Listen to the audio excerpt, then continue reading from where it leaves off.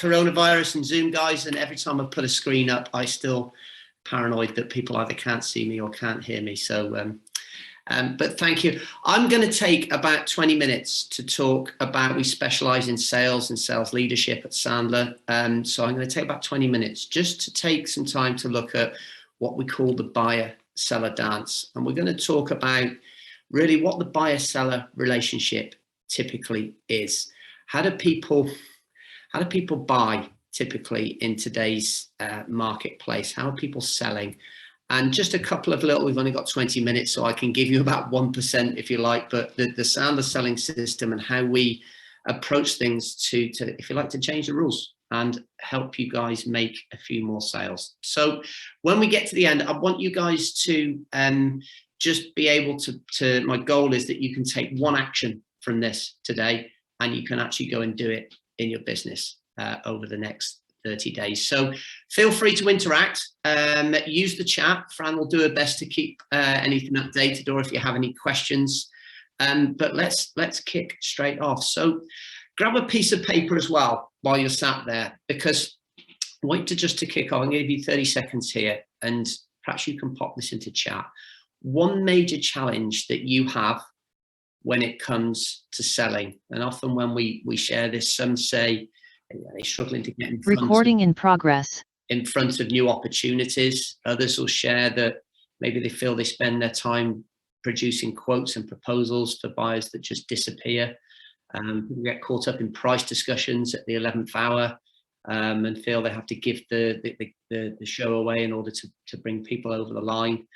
Whatever your sales challenge is, pop it in there into chat if you can, or we got stuff coming up into chat there, or pop it onto a piece of paper if you're shy. You choose, okay?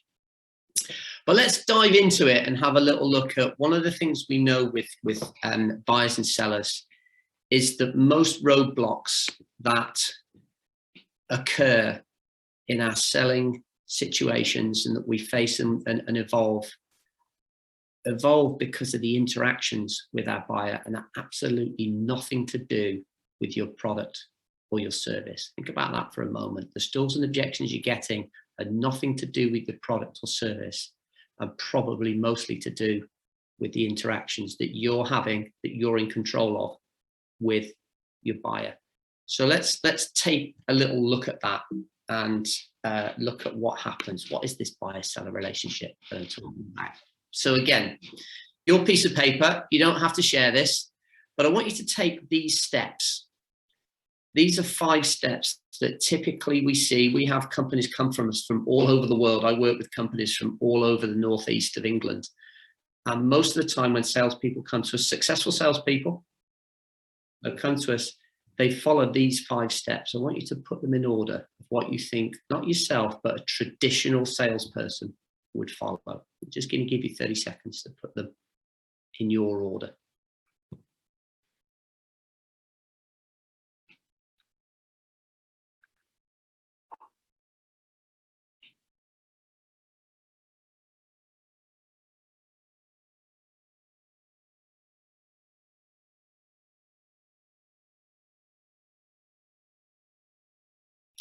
Okay, let's take a little look at these then. And by the way, full disclosure, before I became involved with Sandler 7 years ago as a client and then as a trainer, I spent 18 years selling, and I used to sell this way.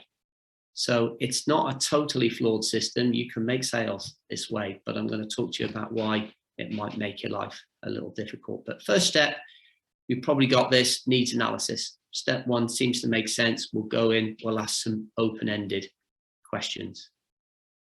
Step 2, once you know the needs, once you know a little bit about them, to come back and make a presentation or proposal, fairly standard in terms of what you would see a traditional salesperson do. Once, of course, we presented and proposed, I was always taught when I was at Coca-Cola or I was selling health club memberships, ask for the sale, right? You presented your stuff, you've done the work.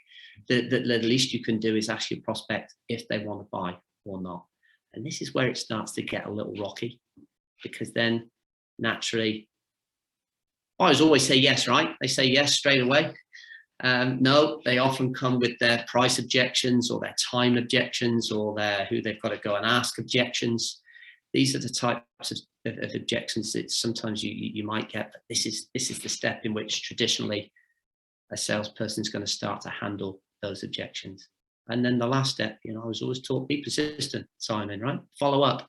Yeah, make sure you follow up those leads who haven't bought and you're not quite sure when they're going to buy. So that's a traditional, typical seller order. Quick question, and again, go to chat.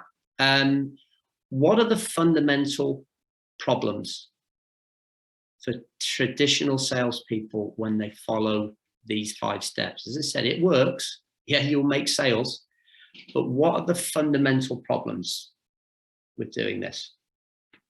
When we start to look at it, some of the fundamental issues, if you think about this in your world, where does it slow down with your prospect? Where do things start to slow down? Does it slow down when they want all of your information at the first half? Or does it slow down once they've got your information and now it's time for them to make a decision? So that's the first question. Look in your own system. Where does it slow down for you? Secondly, where do all what we call the defects come up? If you're manufacturing something, if you want to find out about the defects of something, do you want to find it out after you've manufactured and shipped 1 million units out to your customers and they discover there's defects and there's problems?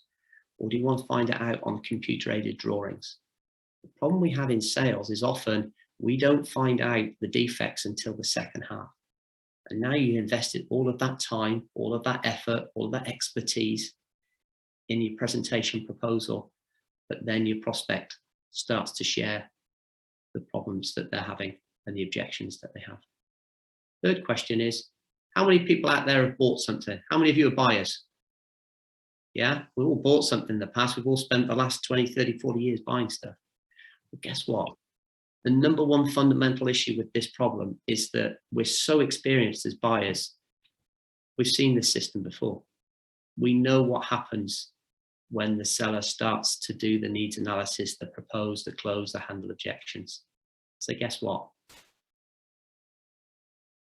As buyers, and you guys are no different, by the way, let's not get into the whole buyers are liars thing. They are, right? But they're no different than you and I.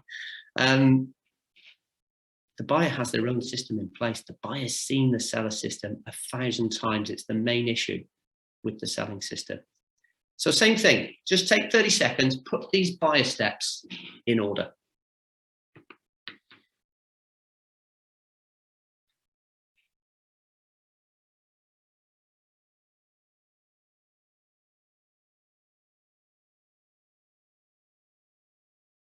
Okay. Let's have a little delve in. Let's have a look. Step 1 of the buyer system. You guys probably have this. Express interest. Step 1 and step 2, I'll put them together. Has anybody noticed in terms of step 1 and step 2, when your buyer is in that early stage, they're showing a lot of enthusiasm? Yeah, I want you to start to notice when you think about the buyers who show the most enthusiasm, your prospects, are they the ones who buy? Probably not. Is what we know, that there's a reason why in the very beginning a buyer is acting extremely motivated, is telling you all the things you want to hear. When you hear the things that we're really interested, we're looking into this, we need to act fairly quickly. Can you come and see us in the next few days? Yeah, you guys probably heard that speech.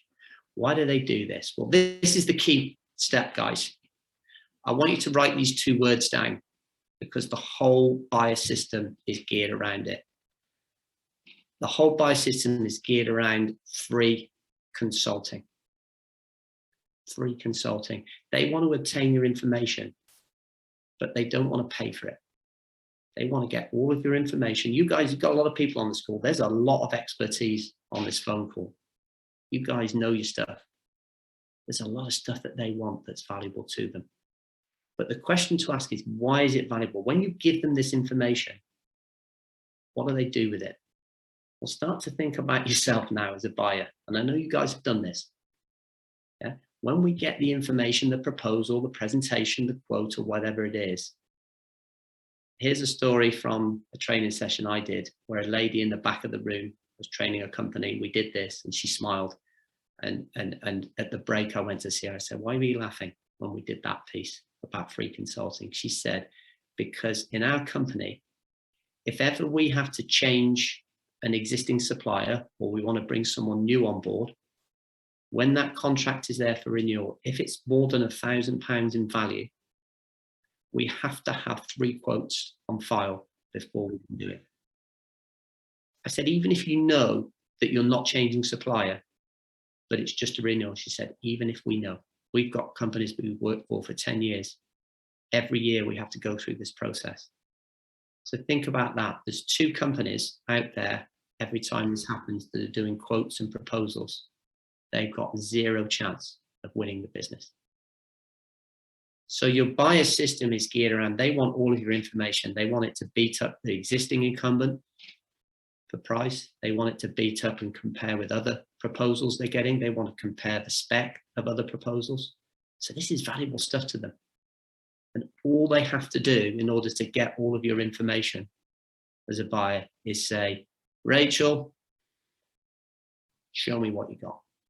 And our typical salesperson will throw up all of their information all over the place because it makes them feel good. Next step of the buyer is now they've got all your information. Who's heard this speech? Rachel, really, really appreciate what you've done. Wow, you really, really know your stuff. Your stuff is really fantastic. Here's what I'm going to have to do. We're just going to move a few things around. I've got to go and speak to a couple of people. Can you give me a call next week? And what the buyer has done there, you may recognize that speech. What the buyer's done there is done 2 things. They've been really nice to Rachel. Yeah, Rachel likes it because not many people are very nice to Rachel in the sales world, so she loves that. Yeah. Second thing is I've now lied about what's happening next.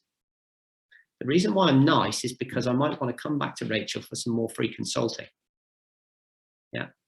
The reason I'm lying about the next step is think about the seller system.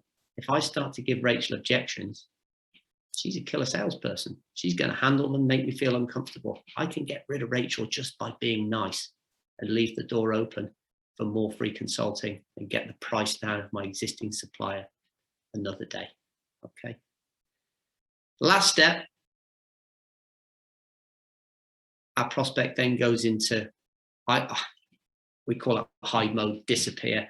My belief is it's easier to get a prospect out of the witness protection program and find them from there than it is to find a prospect who doesn't want to be found.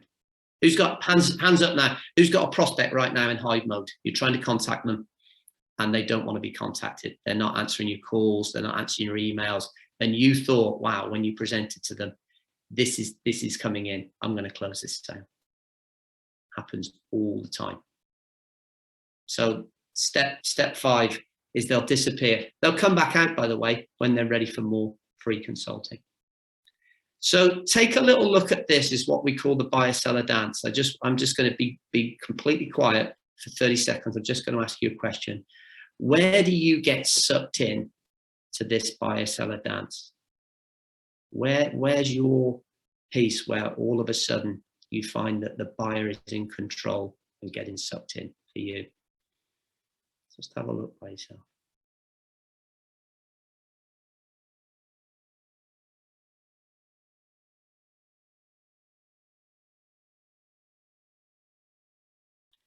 I'm going to share something with you that regardless of, we work with enterprise companies, Fortune 500 companies, FTSE companies. We work with local small SMEs. The biggest one of all of these is that people are really, really fed up of writing quotes and proposals for people who don't buy. They can spend, I know some companies spend 2-3 days writing proposals and quotes. There's a lot of expertise, a lot of time goes into it. So the obtain information piece is something that really, really kills a lot of companies. Think if you do that, how much time you would get back if you never wrote another quote or a proposal again, or you never presented to somebody unless they made a decision. How much time would you get back? And what we know is that if you like, a willing buyer and seller enter the left-hand side of the screen, but on the right-hand side, a nicely educated buyer, but a very frustrated salesperson will leave. So think about in your selling interactions. Remember that Stalls and objections you're getting are probably nothing to do with any facet of your product or your service. Who's leading the dance? Is the buyer in control or you in control?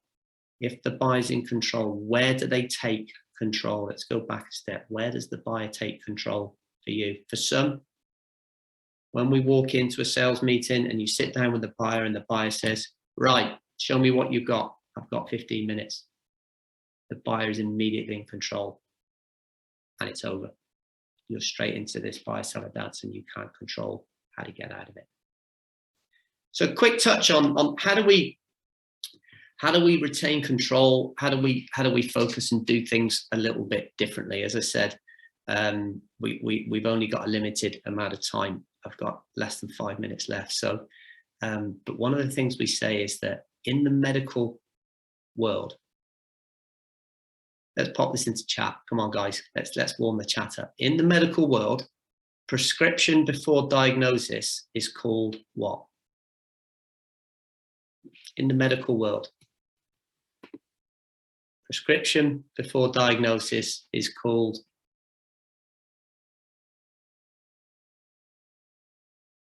what do we call that?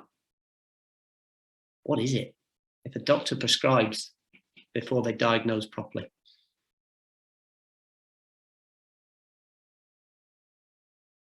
Okay, first one up. Kate, well done.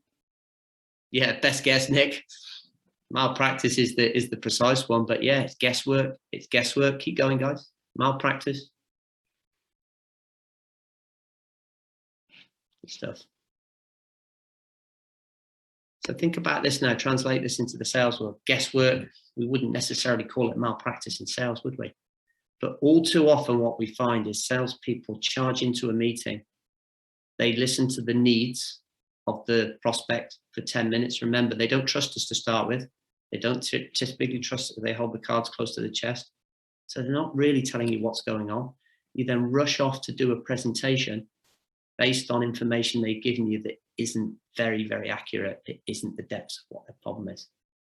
So they rush to what we call fulfillment. Fulfillment is your close, it's your presentation. That's step 6 here.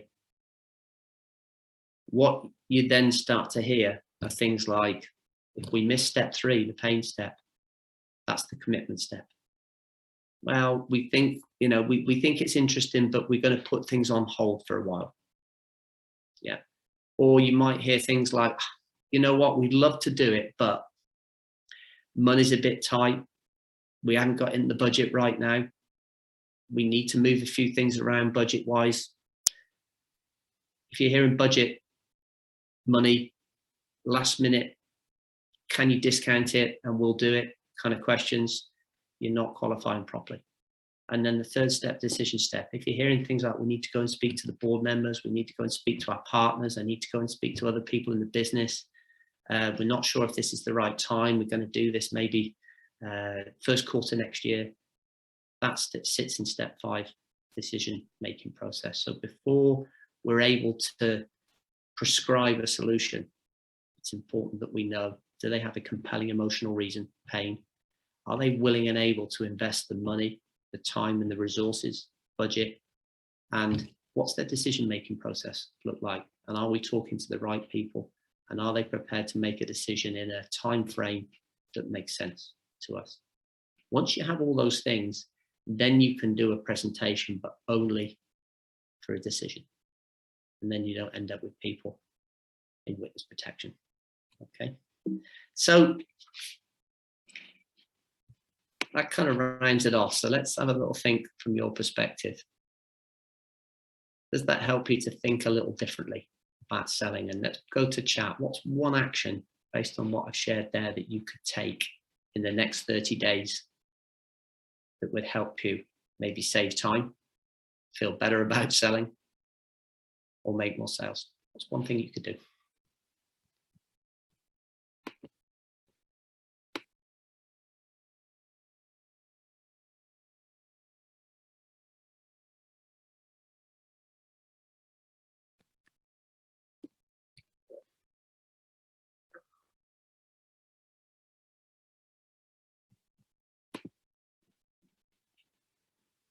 Okay, feel free to commit that to chat over the next few minutes if you want to. But our company's Sound the Training. If I think Fran's going to put some contact information in the chat, and if you do want to get hold of me, feel free to drop me an email or follow me on LinkedIn. We post a lot on LinkedIn.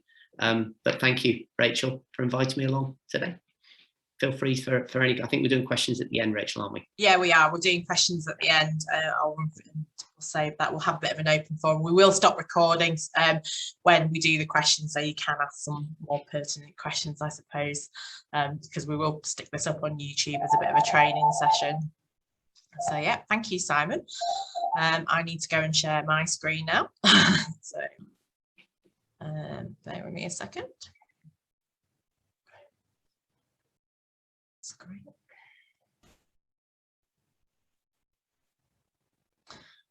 Okay, so I'm just going to move everybody off my screen onto my second screen. So moving on from Simon's fantastic presentation, not sure if I can beat that, but we're going to go on to the marketing side of things in terms of sort of the challenges that you face when you're trying.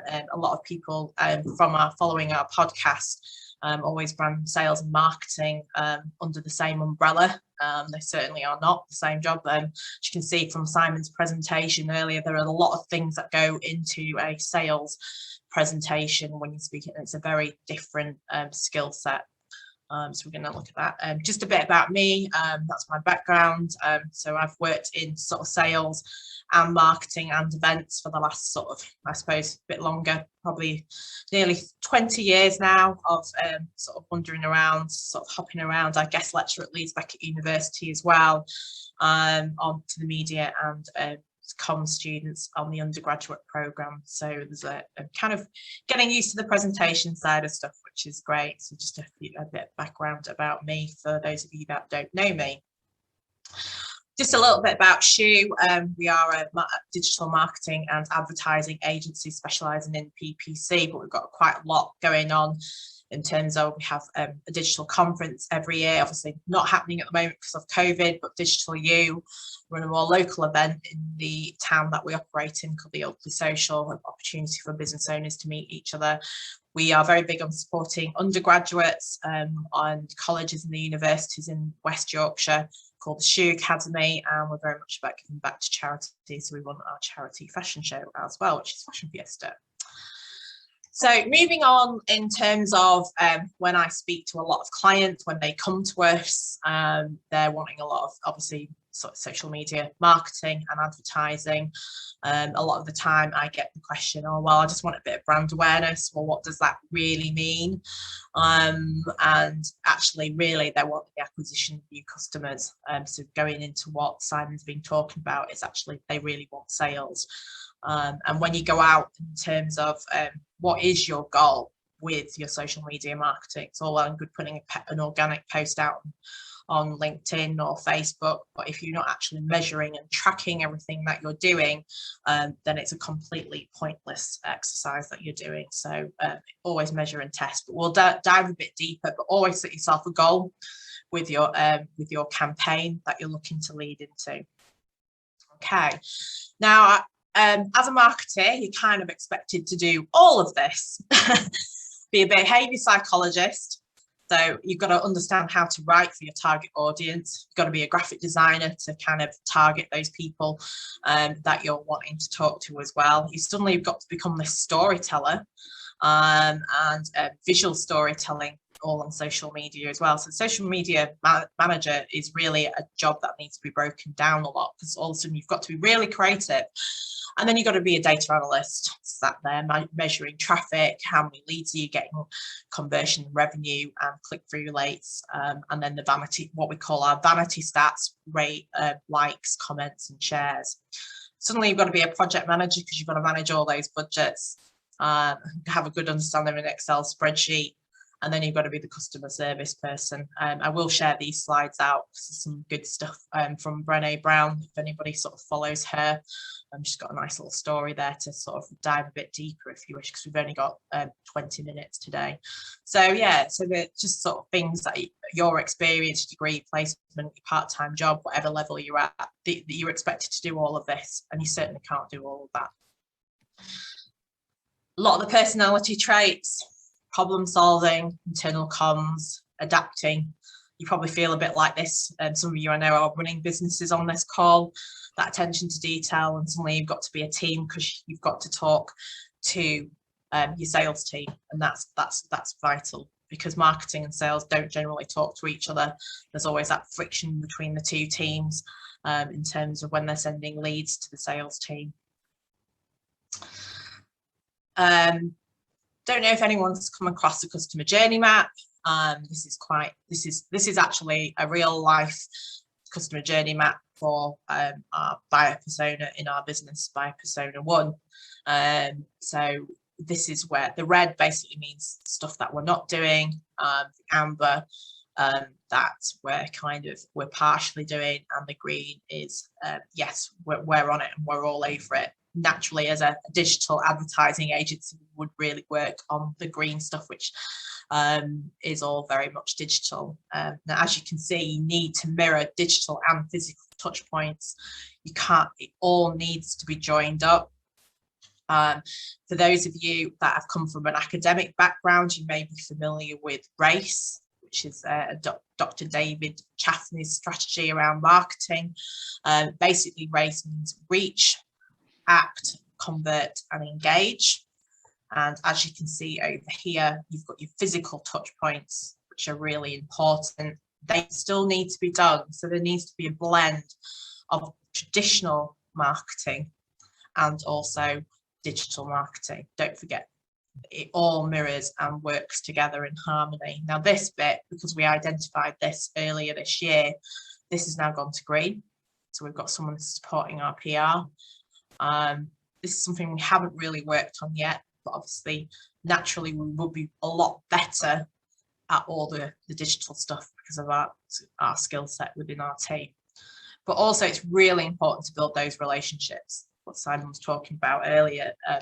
When you go and sit with a prospect, sometimes that word of mouth marketing, which we always forget about, is actually crucial to your business, because it actually makes that sitting down and talking to someone a lot easier if someone has already used your business.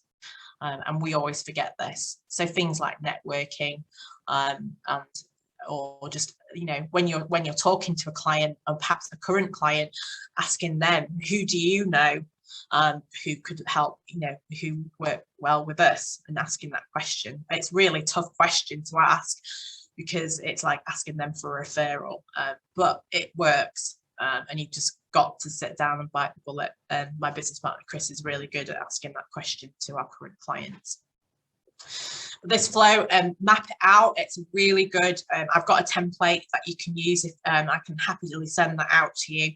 It is a big sort of, I suppose, a big task for you to do, whether you're in marketing or sales, or work with your sales team, because there's more things that you can put into these dots. You don't actually have to follow this. This is just stuff we do and we think is important to our particular business, but it will be different across different industry sectors.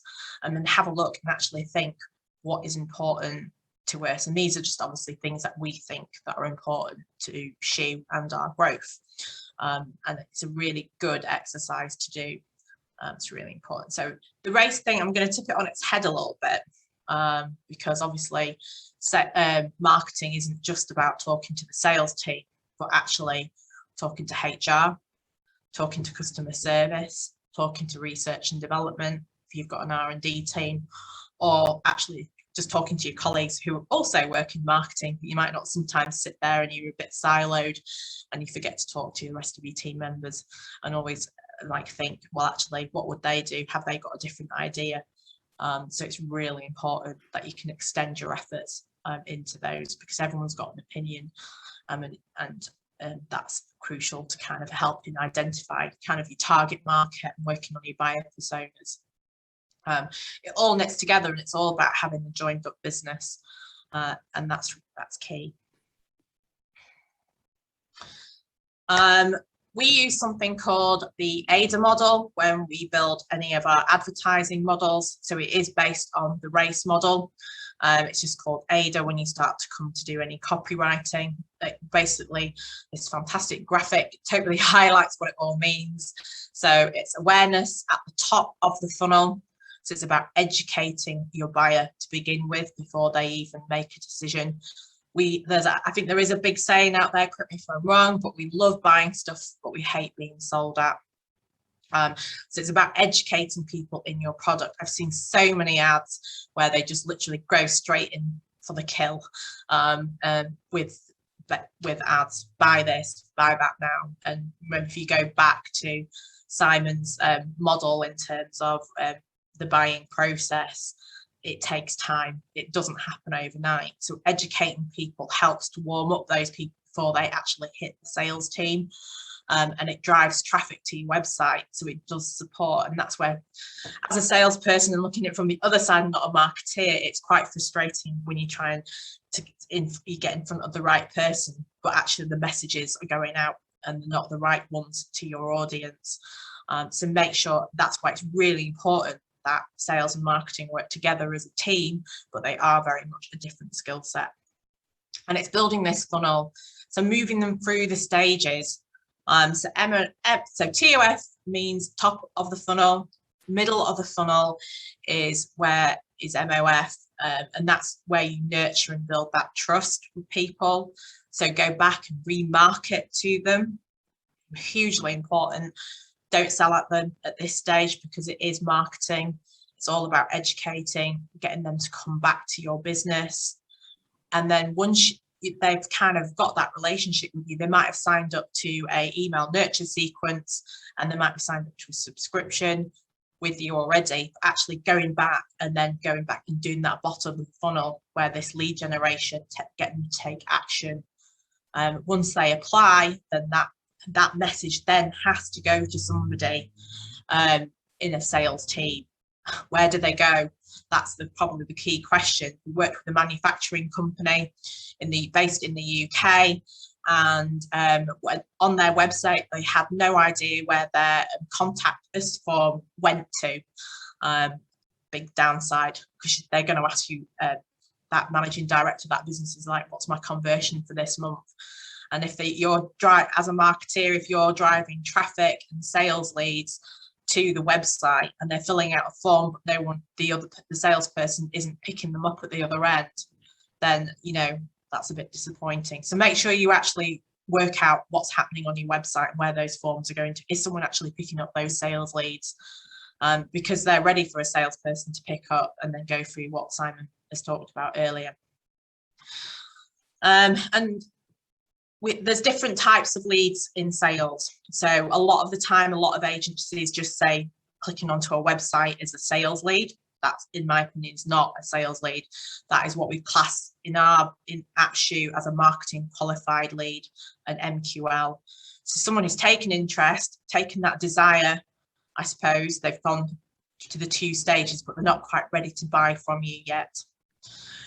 The actual SQL is a sales qualified lead, and that is when they actually physically take action on your website and actually send that inquiry, whether it's picking up the phone, whether it's sending a message via your contact form on your site, or literally coming in and having a physical meeting. We've had some people do that. Now COVID's disappeared, we get people just walking and knocking on our door because they're just out. We've got a lot of businesses in the area that just want to come and talk to people because I haven't seen people for a long time. They don't want to just jump on a Zoom call anymore. So it's really important that when you're measuring and tracking any of your campaigns, is to be able to decipher between an MQL and an SQL, because at the end of the day, your sales team don't want marketing qualified leads. They really want that bottom line. They want that conversion. Sales people are hungry people, I'm sure. So they want to make money. and the SQL is more important for them. So make sure it's the right type of lead.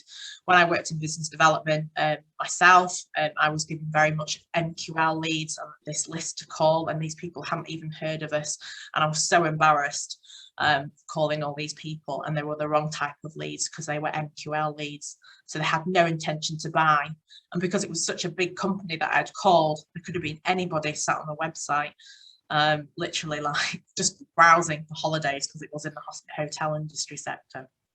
So the AIDA model, Fran's got some, she's just shared a really good blog post to dive a little bit deeper, because we don't have that time at the moment. We have got a full book of how to kind of use the AIDA model, and there's lots of information on our site to go through all of that. So actually we use something called the Shuko system when we're building our advertising. So the Shuko system is basically, we have the creative, which is based on the AIDA and RACE models, get those people interested. So that nice, lovely stuff that we all see all over social media, the fun stuff. And then we then go into the build of an advertising campaign. So the lovely back end of Facebook, which Fran and I have become very familiar with and best friends with. And it's that technical side which people don't see. The building of the audiences, who your target market is, making sure that we're hitting that buyer persona, that correct buyer persona. So it's something we walk you through with, I suppose, when you're like looking at your overall sales and marketing plans. It's like, who are we selling to? Making sure we're talking to the right audience. We go off and we tell Facebook, Instagram, LinkedIn, TikTok, we do TikTok ads as well now, where to go and find those people that you want to go and talk to, so they can see those ads. You know, every time you click on a website and then all of a sudden you log back into your social media platforms, we are the people that make that happen. And then the data, that is crucial. So when we talk about marketing qualified leads and sales qualified leads, at the end of the day, it's all about money in the bank and return on investment from that campaign. Nobody wants to just see pretty pictures on Facebook and people clicking on a website. They want people to take action. So having a good ad with good call to actions on there, or CTAs, alongside a really good landing page with good call to actions on there, whether they're lead magnets that you can download off the website in return for a email address, whether it's a phone number, whether it's a booking link on your website so they can book a meeting straight into your diary, or if it's just as simple as just booking onto a webinar or an event. All that needs to be measured and tracked. It needs the reach and the impressions, and just landing are just very fluffy stats. Engagement is very fluffy. They're just vanity stats. I've got a client at the moment who said, I don't have anyone commenting on my post. Are they actually buying from you? Oh, yes, but I don't see any comments. The comments buy. You really, less is more. It's not all about your following on social media. You want those people to be engaged. You want them to be buying from you. You want that money in the bank. At the end of the day, we're not in business to just have fluffy stats and fluffy pictures on social media. We are there to make money. And that is the importance of the data, because once you've looked at that data, if it's not working, then it's time to optimize and go back to that particular campaign and see what isn't working and why it isn't working. So that's when the time is, you go and talk to the rest of your team. So data analysis is hugely important right now, and it's getting even bigger because there's so much competition out there. So yeah, it's important to evaluate your campaigns. So make sure that data is being measured and tracked. Make sure you record everything and report back to whoever you're reporting into, whether that's your marketing director, your MD, or is it yourself because you're working in a micro business. That's really important, and to have a look at what's going on. And if you do need to report back, remember, data is quite a tricky thing, and people do need that visual aid, graphs or images to present that data, because looking at an Excel spreadsheet with a load of numbers in there trying to track the campaign isn't going to help you. You need to use that data and manipulate it the right way. Okay, so yeah, get social with us, obviously. You can join us, follow us on Instagram. We've even have a TikTok account that you can jump onto. We have other webinars on our YouTube channel that you can sort of follow. Between Chris and I, we do do quite a lot. There's our website there, and Fran, and then obviously connect with us all on LinkedIn as well. But we're going to open the floor up now to questions. We'll stop recording, so you don't have to worry about that when it's on our YouTube channel. So recording stopped. That's great. So has anyone got any questions for myself or Simon? Please just unmute yourself and ask away.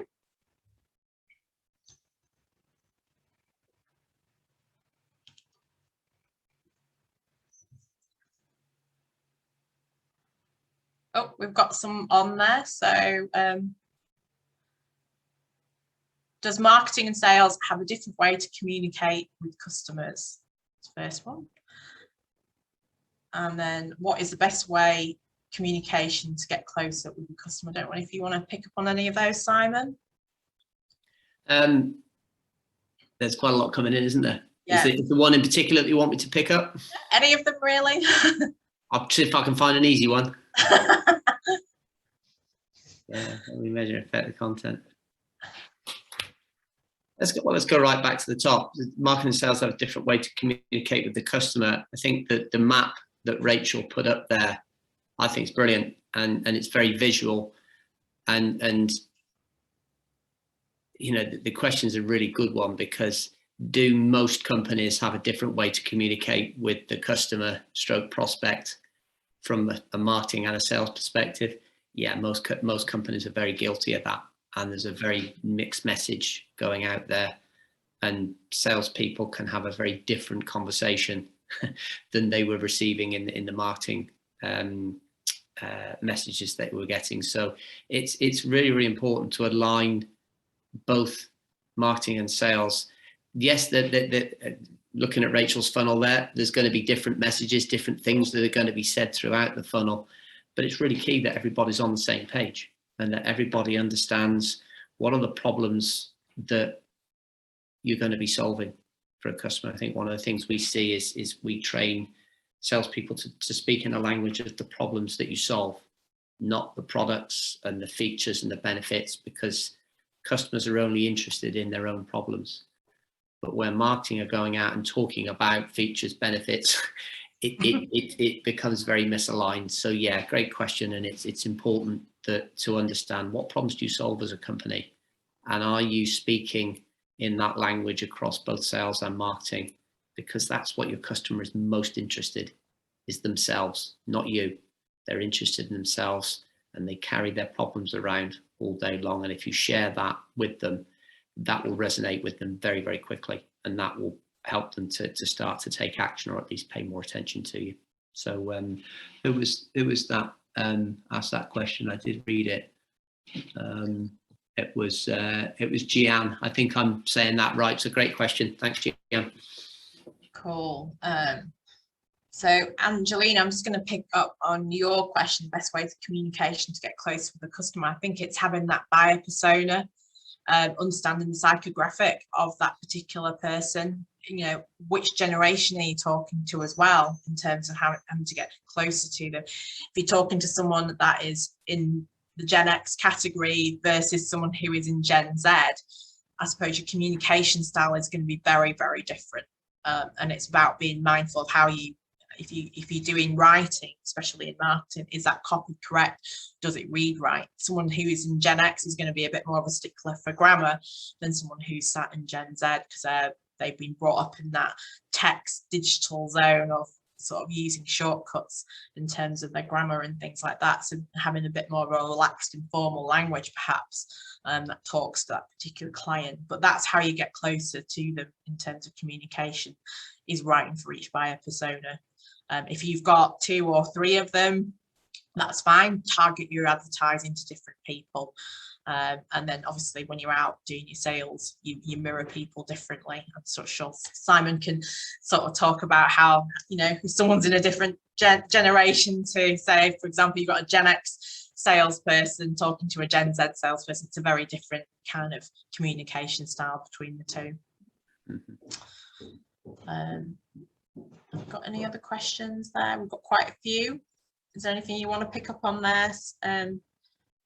Simon? I think there's one there, and you probably have policy around this sort of thing, Rachel. I don't know, and I'm not the expert on social media at all, but how to deal with negative feedback about a company on social media.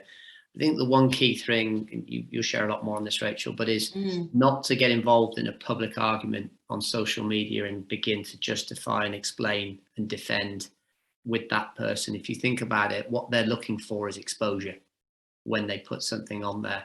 If you start to defend and justify and explain, you're just pouring paraffin on that fire, and they're loving that, and they will keep that going. So the key is not to take that argument and pour paraffin on it, but contact them one-to-one and have a conversation with you. You'll probably build a lot of trust and respect if you do that. You may even find a customer there if you do that. But I'm sure you have other policy. I think it's a good one, you know, whether you can add something to that, Rachel, from a, you know, directly what you would do. Definitely. I agree, Simon. I think it is about don't try not to engage with them. Try and take it offline if you can, and try and speak to them privately. Sometimes when negative feedback is put onto a post or an ad, we generally hide the comment and don't feed the trolls, as we call it. You know, you can hide comments, so you can remove them as well. Particularly when we see a lot of paid for advertising campaigns, people just want to actually see, they just want to be a voice on there, and they want the company to react. And we did have a client who started doing that. We were literally like telling them not to kind of engage and just hide the comment. So we are quite good like that. We do literally like just hide what they're doing and everything, which is important. Okay. I think to add to that, Rachel, I think this is where your expertise comes in. Yeah. It's very easy when you see something on there like that to panic. Yeah. And that's where pick up the phone to somebody like Rachel, who can say, okay, just let's slow down. Let's talk about it before you so respond in a smart way rather than just react from the knee jerk. And pick up the phone to someone like Rachel who can give you proper advice. Yeah, definitely. Best marketing strategies gain customers' trust and loyalty. I think it's about educating people in your product. Obviously, I haven't got time to dive deeper into that, and we'll probably have Fran could probably find some blogs that you can read a little bit more on that. But it is about educating people into what you do. We do a lot of more educational posts. We try not to sell at people. To build, it's about brand building to begin with. And you know, churning out to try and help people, really. That's the key thing. People, you know, want that free consultancy. Well, it's all there on our website for you to go away and read. We've got downloads, you know, to help support on that thing, and that's why it's really important, you know, making sure that language is right. I've been on websites where they're just horrendous, and I've found, where's that strategy come from? Why are you selling to people? You know, tell that story. It's all about storytelling. And it is a hard art to master, but use that marketing strategy. Obviously, you look at your buyer personas, you look at the market itself, you know, do that marketing report. It might be a big task, but actually sometimes it's really good to go back to the beginning and actually analyze, you know, use the marketing theories. If you've got like a marketing sort of degree academic background, you know, use those theories to help you identify. Look at Porter's 5 forces, use that to help you analyze stuff. Do that customer decision journey, look at the branding, why are you that color, all those types of things. You know, all those little things all knit together as part of your marketing strategy. It's not just about social media, it is a full-blown strategy, and it's a good exercise to do if you haven't done it, but it needs to mirror your business plan first. So you need to look at your business plan and then do your marketing plan. I think it's you know, it's remembering as well that people is what we know is that people arrive, your prospect arrives at a conversation with a salesperson a lot later in their buying cycle than they did 15, 20 years ago. So what are you putting in, as Rachel says, in your story, in your website, in your social media and all that, so that if you guys think about how you buy something, about how you buy a holiday or how you buy a car or whatever it is, you go online and you have certain ways that are probably fairly consistent with whatever you're buying these days. Think about how quickly you engage a salesperson compared to what you did 15, 20 years ago. So it's what have you got in that backstory, so that when they do sit down with your salespeople, their job is much easier, and much more straightforward. So I think that's a really key part of where, you know, where Rachel and Shoe Media come in, is helping you create that foundation to nurture good quality qualified sales leads. And I'll pick up on the last question. Oh, I think there's quite a few there, but which is great. Lots of people about strategies that don't work. Well, with marketing, it's all about measuring and testing, and you have to test once you've got the data. If that's working, you know, it's always about measure and test. There's no right or wrong with marketing. If a strategy doesn't work, then you have to go back and think, well, ask that question, why isn't it working? What's going on? And it's always about, when we do a paid for advertising campaign, whether it's on LinkedIn or like Facebook or Instagram, we have always set off with a test budget and think, right, okay, we've got this test budget. Let's see what it all looks like, because it could be anything. Audience build, product's not right, website's broken, website's not working, not enough call to actions on there. So, you know, where is that lead form going to when they fill in the contact us form? Is it going to somebody, or is it just going out into the ether somewhere? So it's about just making sure that you're measuring and tracking everything, so you can ensure that that's that return on investment. So again, I think sort of covering a few of the others, measuring the effect of content on sales and revenue. Again, it is about measuring and tracking, going through the stages and working things out in a proper marketing report. That is probably my advice, but I know Fran's shared our blogs and news pages. There's loads of educational content on there, which is good. And Simon's got some brilliant resources on his website as well. Simon, any questions, anything you want to pick up on? No, I think you've covered everything. I think we're almost all out of time, Rachel, aren't we? Yeah, I think we are. There are some blogs on there. How do you sell on LinkedIn? There are some blogs on our website. Feel free to jump on the blogs and news section on our site. And Simon's got some real. Fran, will you put Simon's? Yeah, she's done it already. She's on it. Feel free. And if you need any more time, I'm sure you can pick up with Simon if you want to know more about sort of sales. And he's a great sales trainer. And then I think he's got the right website for you. And then there's our podcast as well, which you can head over to and listen to. But thank you very much, everybody, for giving up your lunchtime and coming to sit and listen to our podcast. I hope you found it very useful. So that's great. Yeah, just to add, Rachel, I think we post daily on LinkedIn all kinds of free resources, white papers, things that just, you know, give you guys some tools to go and you know convert more of Rachel's qualified sales leads and tips and things. So feel free, follow me on LinkedIn and connect, and we can share some of that stuff with you.